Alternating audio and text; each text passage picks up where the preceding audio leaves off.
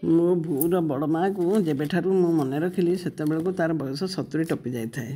ତାକୁ ମୁଁ ବଡ଼ ଆଈ ବୋଲି ଡାକେ। ମୋ ବଡ଼ ଆଈ ଗୋଟେ ବିରଳ ବ୍ୟକ୍ତିତ୍ୱର ଅଧିକାରିଣୀ। ତା'ର ଆଚରଣ, କଥାବାର୍ତ୍ତା, ଢଙ୍ଗରଙ୍ଗ, ବେଶଭୂଷା ସବୁଥିରୁ ଆମେ ନାତି ନାତୁଣୀମାନେ ଖୁବ୍ ମଜା ନେଉ।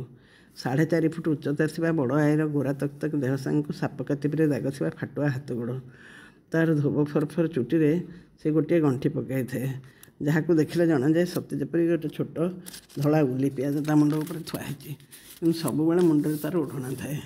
ଚେପ୍ଟା ନାକରେ ନାକଫୁଲ, କାନରେ ବଡ଼ ବଡ଼ ପେଣ୍ଡି ଫୁଲକୁ ସୁନା ଚେନ୍ ଦେଇକି ପିନ୍ଧିଥାଏ ଏବଂ ସୁନାର ମଲ୍ଲିକଢ଼ି କାନ ଉପରେ ଲଗାଇଥାଏ। ବେକରେ ଗୋଟେ ବଡ଼ ବଡ଼ ସୁନା ଟଙ୍କାର ମାଳ ପିନ୍ଧିଥାଏ। ହାତରେ କଚଟି ଠାରୁ ଏକ ଚାଖଣ୍ଡ ପର୍ଯ୍ୟନ୍ତ କାଚ ଚୁଡ଼ି, ସାଥିରେ ସୁନା ଚୁଡ଼ି ଏବଂ ଖଡ଼ୁ ପିନ୍ଧିଥାଏ। ଗହଣା ପିନ୍ଧିବା ପରେ ତା'ର ଗୋଟେ ସଉକ ବୋଲି ସମସ୍ତେ କହନ୍ତି। ପୂର୍ବରୁ ସେ ଗୋଡ଼ରେ ଗୋଡ଼ ଖଡ଼ୁ ଆଉ ପାହୁଡ଼, ଏହା ବ୍ୟତୀତ ବାହୁରେ ମଧ୍ୟ କିଛି ସୁନା ରୂପାର ବଡ଼ ବଡ଼ ଅଳଙ୍କାର ପିନ୍ଧୁଥିଲା ବୋଲି ଆମେ ଶୁଣିଛୁ, କିନ୍ତୁ ଦେଖିନାହୁଁ। ସବୁବେଳେ ଖଣ୍ଡେ ସମ୍ବଲପୁରୀ କିମ୍ବା ଭାଗଲପୁରୀ ଶାଢ଼ୀ ବିନା ସାୟା ବ୍ଲାଉଜରେ ପିନ୍ଧିଥାଏ। ଭଜା ଗୁଣ୍ଡରେ ଚୁଆ ଦେଇ ଖଇର ପକାଇ ପାନ ଖଣ୍ଡେ ତା ପାଟିରେ ନିଶ୍ଚିତ ସେ ଜାକିଥାଏ।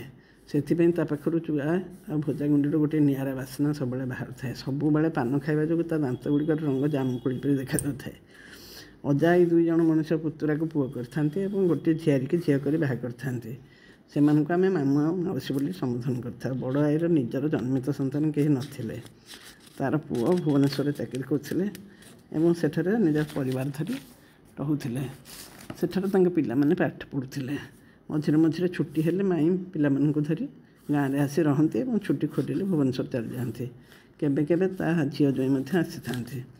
ତା'ର 3 ଗୋଟି ସଉକ ମଧ୍ୟରୁ ପ୍ରଥମଟି ଥିଲା ସେ ନିଜକୁ, ନିଜ ଲୁଗାପଟାକୁ ଆଉ ନିଜର ବାସନକୁସନ ଗୁଡ଼ିକୁ ଏବଂ ନିଜ ଘରକୁ ଖୁବ୍ ପରିଷ୍କାର ରଖେ। ଦ୍ୱିତୀୟଟା ଥିଲା ଗହଣା ପିନ୍ଧିବା। ତୃତୀୟଟି ଗାଈମାନଙ୍କର ସେବା କରିବା। ଅଜାଙ୍କର ଜମିବାଡ଼ି ବହୁତ ଥିଲା। ଗାଈ ଗୁଡ଼ିଏ ମଧ୍ୟ ରଖିଥିଲେ। ଟଙ୍କା ପଇସା, ସୁନା ରୂପା ଭଲ ଭାବରେ ତାଙ୍କ ପାଖରେ ଥିଲା। ଘରେ ସବୁବେଳେ କେହି ନା କେହି ହଳିଆ ଧାନ, ଚାଉଳ, ମୁଗ, ବିରିକୁ ସଜଡ଼ା ସଜଡ଼ି କରି ରଖୁଥାନ୍ତି। ଗାଁର ସ୍ତ୍ରୀ ଲୋକଟିଏ ଘର ସଫା, ବାସନ ମଜା, ଗୁହାଳ ସଫା କାମ କରିଦେଇଯାଏ। କିନ୍ତୁ କାହାର କାମ ଆଈମାନଙ୍କୁ ପାଏ ନାହିଁ। ସେ ପୁଣି ଥରେ ଘର ସଫା କରେ, ଗୁହାଳ ସଫା କରେ ଆଉ ରଗଡ଼ି ରଗଡ଼ି ପୁଣି ଥରେ କଂସା ବାସନ ଗୁଡ଼ିକୁ ମାଜି ଚକଚକ କରେ। ନିଜେ ପ୍ରତି କାମକୁ ରିପିଟ୍ କରେ ଆଉ ମଝିରେ ମଝିରେ କହେ, ଏ ଅଳପଇସିଆ ବୁଢ଼ା ମୋତେ ଖଟେଇ ଖଟେଇ ମାରିଲା। ଏଇଟା ତା'ର ପ୍ରତିଦିନ ମନ୍ତ୍ର। ତା ବାଡ଼ିରେ ଗୋଟିଏ ବରକୋଳି ଗଛ, ଗୋଟିଏ ନରକୋଳି ଗଛ ଆଉ ଗୋଟିଏ କରମଙ୍ଗା ଗଛ ଥାଏ।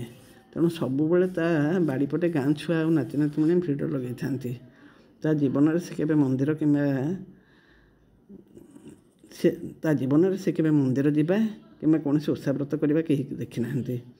ଅନ୍ୟ ପ୍ରତି ସେ କେବେ ଈର୍ଷା କରେ ନାହିଁ କିମ୍ବା ଅନ୍ୟକୁ ନିଜ ଦେଖାଇବା ପରି କଥାବାର୍ତ୍ତା କରେ ନାହିଁ।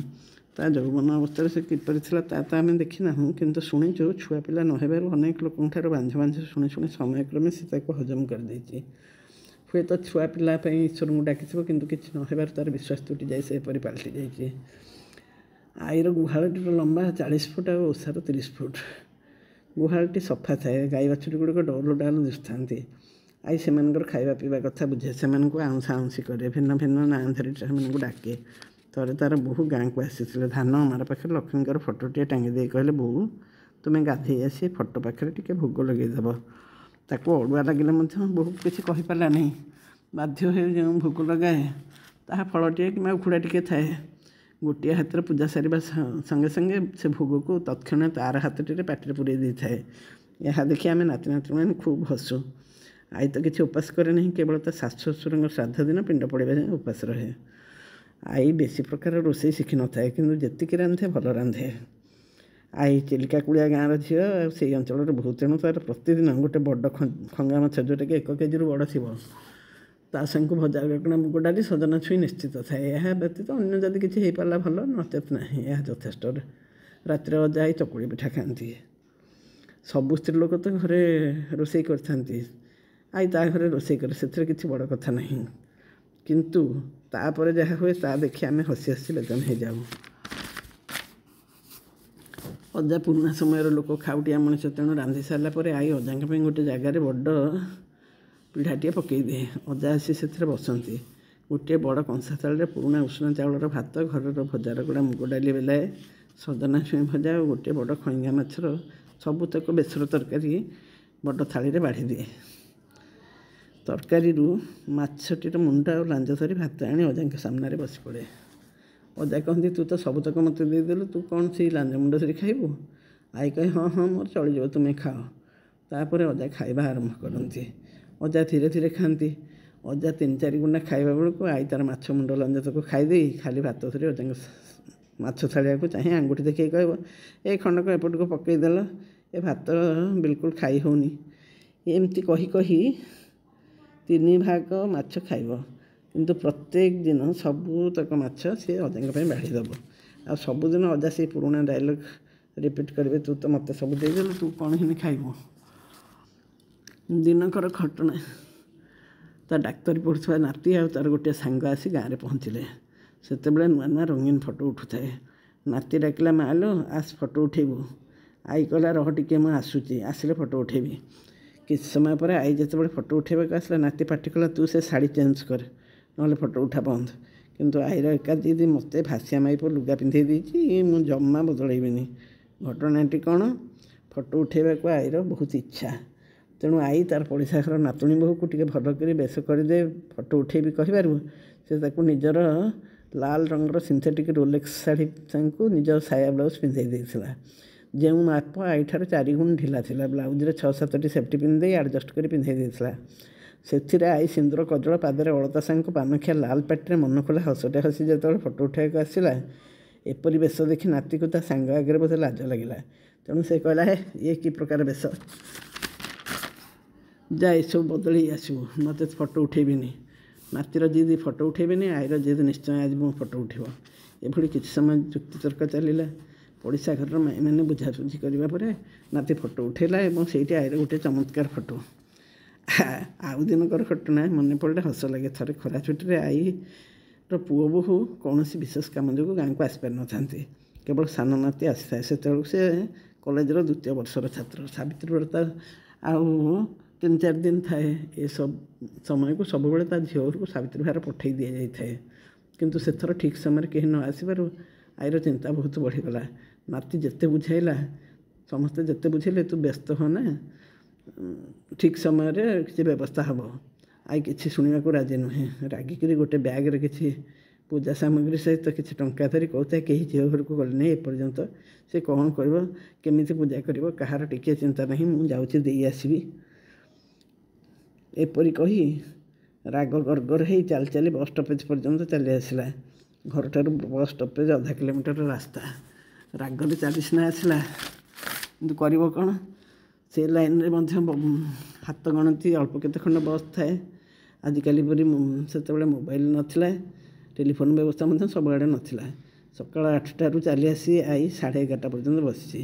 କୌଣସି ବସ୍ ତା ଝିଅ ଘର ପଟକୁ ଯାଉନାହିଁ। ପାହାଡ଼ିଆ ଅଞ୍ଚଳ, ପ୍ରବଳ ଖରା, ପ୍ରବଳ ଗରମ। ଆଈ ଗରମରେ ସିଝିଗଲାଣି, ଝାଳରେ ବତୁରି ଗଲାଣି। 80 ବର୍ଷର ବୁଢ଼ୀ, ଗାଁକୁ ଫେରିପାରୁନି କିମ୍ବା ଝିଅ ଘରକୁ ଯାଇପାରୁନି। ସାନ ନାତି ଭାବିଲା, ମା' ଗଲାଣି ନା ନାହିଁ ଟିକେ ଦେଖି ଆସେ। ଏହା ଭାବି ସେ ତା'ର ସାଇକେଲ ନେଇ ବସ୍ ଷ୍ଟପେଜ୍ ଆଡ଼େ ଗଲା। ଦେଖିଲା ବେଳକୁ ଆଈ ଯାଇନାହିଁ। ନାତିକୁ ଦେଖି ବୁଢ଼ୀର ଟିକେ ସାହସ ଆସିଲା। ନାତି କହିଲା, ତୁ ଏତେ ଟେମ୍ପର ଦେଖି ଆସିଥିଲୁ, ଯଦି ବସ୍ ନ ଆସିଲା ଫେରି ନ ଆସି ଏତେବେଳେ ଯାଇ ବସିଛୁ କାହିଁକି? ଆଈର ମୁହଁ ସେତେବେଳକୁ ଖରାରେ ଲାଲ ପଡ଼ିଯାଇଥାଏ। ଆଈ କହିଲା, ମୋ ଦେହ ମୁହଁ ଜଳି ଯାଉଛି, ମୋ ତଣ୍ଟି ଶୁଖିଯାଉଛି, ମୋତେ ଟିକେ ପାଣି ଆଣିଦେ। ସେତେବେଳେ ଆଜିକାଲି ପରି ପ୍ଲାଷ୍ଟିକ୍ ପାଣି ବୋତଲ, ପାଉଚ୍ କିମ୍ବା ଚାରିଆଡ଼େ ସୁବିଧାରେ ମିଳୁନଥିଲା। ଗାଁଠାରୁ 0.5 କିଲୋମିଟର ଦୂରରେ ବସ୍ ଷ୍ଟପେଜ୍ ପାଖରେ ମଧ୍ୟ କୌଣସି ଦୋକାନ ନଥିଲା। ନାତି କରିବ ବା କ'ଣ? ସାଇକେଲରେ କିଛି ବାଟ ଯିବା ପରେ କେଉଁଠି ଗୋଟେ ଚବକା ଦେଖିଲା। ସେଥିରେ ଅଳ୍ପ ପାଣି ଥିଲା, କିନ୍ତୁ ଆଣିବ କେମିତି? ଶେଷରେ ନିଜର ସାର୍ଟ ତଳେ ପିନ୍ଧିଥିବା ଗଞ୍ଜିଟିକି ପାଣିରେ ଭିଜାଇ ଓଦା କରି ଆଣି କହିଲା, ମୁହଁ ପୋଛି ଦେ ଏଥିରେ, ଏଇ ଓଦା ଗଞ୍ଜିଟା ମୁଣ୍ଡରେ ପକାଇଦେ, ଚାଲ ଗାଁକୁ ଚାଲିଯିବା। ଆଈ କହିଲା, ଆରେ ମୋ ଗୋଡ଼ ପୋଡ଼ି ଯାଉଛି, ମୁଁ ଚାଲିପାରୁନି। ନାତି କହିଲା, ମୋ ଚପଲ ପିନ୍ଧି ଚାଲେ। ଆଈ ବିକଳରେ ସିନା ଚପଲ ପିନ୍ଧିଦେଲା, ମାତ୍ର ଚପଲ ପିନ୍ଧି ଚାଲିବା ଅଭ୍ୟାସ ତା'ର ନଥିଲା। ପୁଣି ସେଥିରେ ପୁଅ ପିଲା ପାଦର ଚପଲ। ଆଈର ଗୋଡ଼ ଗୋଟେ ଜାଗାରେ ପଡ଼ିଲା ବେଳକୁ ଚପଲ ତା ପାଦରୁ ଖସି ଆଉ ଗୋଟେ ଜାଗାରେ ପଡ଼ୁଥାଏ। ତେଣୁ ସେ ଚାଲିପାରିଲା ନାହିଁ। କହିଲା, ହେ ଚପଲ ରଖ, ମୋତେ ସାଇକେଲରେ ବସେଇ ନେଇଯା, ଯା, ମୁଁ ସମ୍ଭାଳି ପାରୁନି। ନାତି କହିଲା, ହଉ ମୁଁ ସାଇକେଲରେ ବସୁଛି, ତୁ ପଛପଟେ ବସ, ତୋତେ ନେଇଯିବି। ନାତି ସାମ୍ନା ପଟକୁ ଚାହିଁ ହ୍ୟାଣ୍ଡେଲ ଧରି କହିଲା, ମା ବସିଲୁ? ଆଈ କହିଲା, ହଁ ବସିଲି, ତୁ ଚଲା। ନାତି ପଛପଟକୁ ଚାହିଁ ପାଟି କଲା, ତୁ ଓହ୍ଲା, ଏମିତି ବସିଲେ ମୁଁ ତୋତେ ନେବିନି। କଥା କ'ଣ? ଆଈ ତ ସାୟା ବ୍ଲାଉଜ୍ ପିନ୍ଧେନି। ସାଇକେଲରେ ସେ ଦୁଇ ପଟକୁ ଗୋଡ଼ ଲମ୍ବେଇ ଶାଢ଼ୀକି ଟେକାଟେକି କରି ସିଟ୍ ପଛରେ ଥିବା ଲୁହା ରଡ଼୍କୁ ଦୁଇ ହାତରେ ଜାବୁଡ଼ି ଧରି ଏକ ଅଦ୍ଭୁତ ଢଙ୍ଗରେ ବସିଛି। ନାତିକି ଲାଜ ଲାଗୁଛି ଏ ଅବସ୍ଥାରେ ଗାଁ ଭିତରେ କେମିତି ନେବ ବୋଲି ସେ କହୁଛି ତୁ ସାଇଡ଼୍ ହେଇ ବସେ। ଆଈ କହୁଛି ମୋତେ ସେମିତି ଆସିବନି, ତୁ ଚାଲିଲୁ। ଜେଜେମା ନାତିଙ୍କର ଏପରି ବଚସା ସମୟରେ ଗାଁର ଶଙ୍କରା ଭାଇ ସେଇ ବାଟ ଦେଇ ଗାଁକୁ ଫେରୁଥିଲେ। ସେ ତାଙ୍କ ମୁଣ୍ଡ ଉପରେ ପକାଇଥିବା ଗାମୁଛାଟିକୁ ସାଇକେଲରେ ଆଡ଼ଜଷ୍ଟ କରି ବାନ୍ଧିଦେଲେ। କହିଲେ ବୁଢ଼ୀ ଲୋକ, ତାଙ୍କୁ ଯେମିତି ସୁବିଧା ଲାଗୁଛି ସେ ସେମିତି ବସନ୍ତୁ। ଚାଲ ସାଇକେଲକୁ ଗଡ଼େଇ ଗଡ଼େଇ ଗାଁକୁ ନେଇଯିବା। ଶଙ୍କରା ଭାଇ ସାଇକେଲ ଗଡ଼େଇ ଗଡ଼େଇ ଆଣି ଗାଁରେ ପହଞ୍ଚାଇ ଦେଲେ ଆଈକି। ଘରେ ପହଞ୍ଚି ଆଈ ସିମେଣ୍ଟ ଚଟାଣ ଉପରେ ଆଁ କରି ଶୋଇପଡ଼ିଲା। କହିଲା ମୋ ତଣ୍ଟି ଶୁଖି ଅଠା ଅଠା ହେଇଯାଉଛି, ମୋ ଜୀବନ ଚାଲିଗଲା ପରି ଲାଗୁଛି। ସାଙ୍ଗେ ସାଙ୍ଗେ ତାକୁ ଦହି ସରବତ, ଲେମ୍ବୁ ପାଣି, ଥଣ୍ଡା ପାଣି ସବୁ ଦିଆହେଲା। ଆଈ ସେତକ ପିଇବା ପରେ ଟିକେ ଦମ୍ଭ ହେଲା। କିଛି ସମୟ ପରେ ଅଜା ଆଈକି ଚିଡ଼େଇକିରି କହିଲେ ତୁ ପରା କାହା କଥା ନ ମାନି ଯାଉଥିଲୁ, ଗଲୁନି କାହିଁକି? ଆଈ ଆଉ କିଛି କହିଲାନି। ଆଈର ଅନେକ ଛୋଟ ବଡ଼ ଏପରି ଢଙ୍ଗ ଢାଙ୍ଗା ଆମ ପରି ନାତି ନାତୁଣୀମାନଙ୍କୁ ହସି ମଜା ନେବାରେ ଖୁବ୍ ଖୋରାକ ଯୋଗାଇଥାଏ। ଧୀରେ ଧୀରେ ବୟସ ବଢ଼ିବା ସହିତ ଅଜା ଆଈଙ୍କର କାର୍ଯ୍ୟଦକ୍ଷତା କମି କମି ଆସିଲା। ଆଈ ଆଉ ରୋଷେଇ କରିପାରିଲାନି କିମ୍ବା ଅନ୍ୟ କାମ ମଧ୍ୟ କିଛି କରିପାରିଲା ନାହିଁ। କିନ୍ତୁ ପାନ ଖାଇବାଟା ତାର ଜାରି ରଖିଥିଲା। ଅଜା ଆଈ ବାର୍ଦ୍ଧକ୍ୟଜନିତ ଅସୁସ୍ଥତାର ସମ୍ମୁଖୀନ ହେବା ପରେ ତାଙ୍କ ବୋହୂ ଆସି ଗାଁରେ ରହି ସେମାନଙ୍କର ସେବା ଯତ୍ନ କରୁଥିଲେ। ପୁଅ ପ୍ରତି ସପ୍ତାହରେ ଆସି ସେମାନଙ୍କର ଯାହା ସବୁ ଦରକାର ସେଗୁଡ଼ିକ ଆଣି ଦେଉଥିଲେ। ସେମାନଙ୍କ ପୁଅ ବୋହୂଙ୍କୁ ଆମେ ମାମୁଁ ମାଇଁ ବୋଲି ଡାକୁଥିଲୁ। କୌଣସି ଏକ ଛୁଟି ଦିନରେ ମାମୁଁ ଘରେ ଥାଆନ୍ତି। ଅଜାଙ୍କର ନିଶ୍ୱାସ ପ୍ରଶ୍ୱାସ ନେବା ଆଣିବାରେ ବହୁତ କଷ୍ଟ ହେଲା। ମାମୁଁ ସାଙ୍ଗେ ସାଙ୍ଗେ ଯାଇ ଡାକ୍ତରଙ୍କୁ ଡାକି ଆଣିଲେ। ଡାକ୍ତର ଆସି ଦେଖିଲେ ଅଜାଙ୍କର ଶେଷ ସମୟ ହୋଇଯାଇଥିଲା। ଡାକ୍ତର ପରୀକ୍ଷା କରି ଅଜା ମୃତ ବୋଲି ଘୋଷଣା କଲେ। ଆଈ ସେ ପାଖରେ ଗୋଟିଏ ବିଛଣାରେ ଶୋଇଥିଲା। ହଠାତ୍ ଉଠି ପଡ଼ି ବସି ପଡ଼ିଲା। ପାଟିରୁ ଅଧା ଚୋପା ପାନ ଖଣ୍ଡକ କାଢ଼ି ଦେଇ ତଳେ ପକାଇଦେଲା। କହିଲା ମୋ ଛାତି କ'ଣ ହେଇଯାଉଛି। ଏତିକି କହି ସେ ମଧ୍ୟ ବିଛଣାରେ ପଡ଼ିଗଲା। 5 ମିନିଟ୍ ଭିତରେ ଅଜା ଓ ଆଈଙ୍କର ଜୀବନ ଅତି ନାଟକୀୟ ଭଙ୍ଗୀରେ ଚାଲିଗଲା। ଶେଷ ସମୟକୁ ଅଜାଙ୍କର ବୟସ 102 ଓ ଆଈର ବୟସ 95 ହେଇଥିଲା। ଡାକ୍ତର ଦେଖି ଆଶ୍ଚର୍ଯ୍ୟ ହୋଇଗଲେ। ଏହା ଏକ ବିରଳ ଘଟଣା ଥିଲା। ଅଜା ଆଈ ଏକ ସାଙ୍ଗରେ ଚାଲିଯିବାର ଶୁଣି ଗାଁ ଲୋକେ ଏବଂ ବନ୍ଧୁବାନ୍ଧବ ସମସ୍ତେ ଆଚମ୍ବିତ ହୋଇଗଲେ। ସମସ୍ତେ ସତୀ ଆଉ ସତାଇଙ୍କୁ ଶେଷ ଶ୍ରଦ୍ଧାଞ୍ଜଳି ଜଣାଇଲେ। ଲୋକେ କହିଲେ ଏହାକୁ କୁହାଯାଏ ପ୍ରକୃତ ପ୍ରେମ। ଆଜିକୁ ଅଜା ଆଈ ଚାଲିଯିବା 50 ବର୍ଷ ପାଖାପାଖି ହୋଇଗଲାଣି।